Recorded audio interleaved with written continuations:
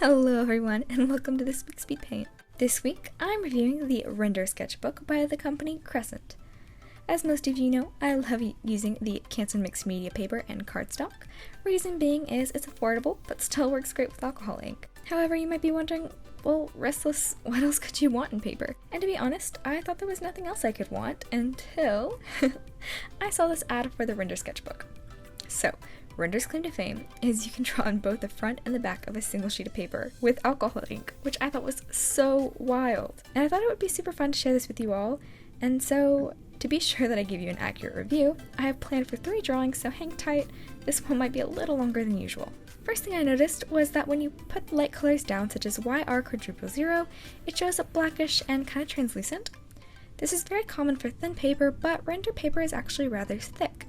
So I'm wondering if this has to do with maybe a coating perhaps? Either way, it's not a big deal, but it does have a learning curve. I found myself having a harder time with it, especially when it came to skin. I couldn't tell if my YR00 and YR000 had blended together right since it was translucent. So I overcompensated for that, and I did multiple layers just in case. But this ended up making the skin a little muddy looking. I kind of think that was on my end though for layering too much while it was still wet. I'm not sure, so I'll have to keep playing with it, but that was what I noticed when I did all 3 pieces. On the other side of that though, I noticed that the colors went down so smoothly and evenly. It was so beautiful.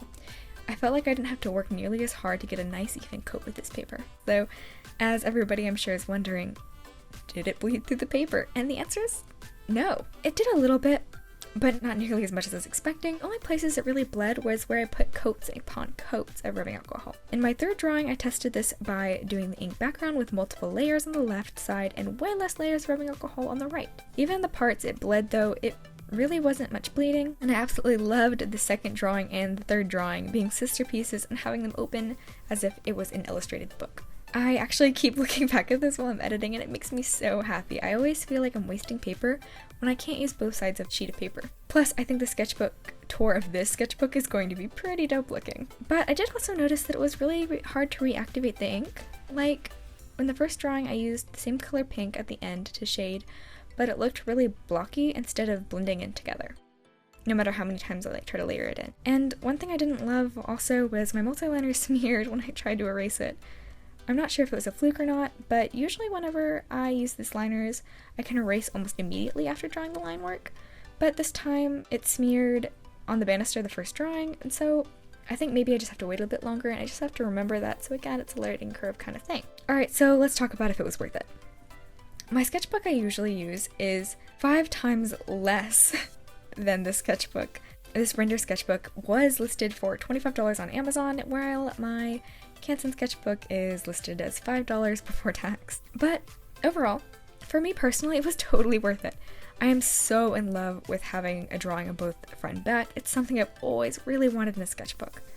Now, there's a lot I have to learn to perfect my craft at this book, but I think we're gonna get along just fine.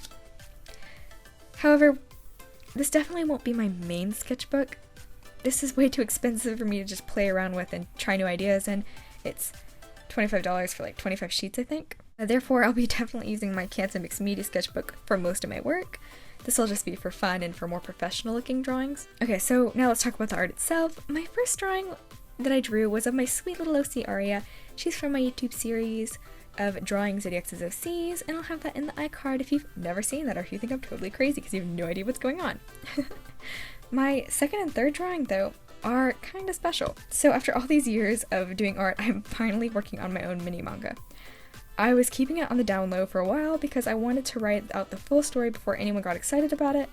I don't know if I'll be sharing it with anyone, but I am so thrilled because this is something I've wanted to do for years. The guy on the left's name is Alec, and the girl's name is Arabella. However, do not be fooled by this cute drawing and it looks all romantic. This series is not going to be a romance, it's going to be a thriller. I have none of the art done for it yet, and I haven't started boarding for it, but the whole story is written out, and the last thing I'm stuck now between is if I want to do it half digital, half traditional, and save money on screen tone, or do the whole thing traditionally. I don't know, but I'll probably end up doing half digital and half traditional since it'll save money on screen tone and it'll save a lot of time. Last thing I'll say about this is, since I am doing this for my very first time, I was wondering if any of y'all have actually done a manga before, or even made like 1 page of manga or comic or whatever, or if you know someone who has, or if you have any kind of tips or tricks on it, because like I said, first time doing this, I really don't know what I'm doing, but I'm giving it my best shot. Anyways, that's it for this week's speed paint. I really hope you enjoyed it, and I hope you have a fantastic week. Bye-bye!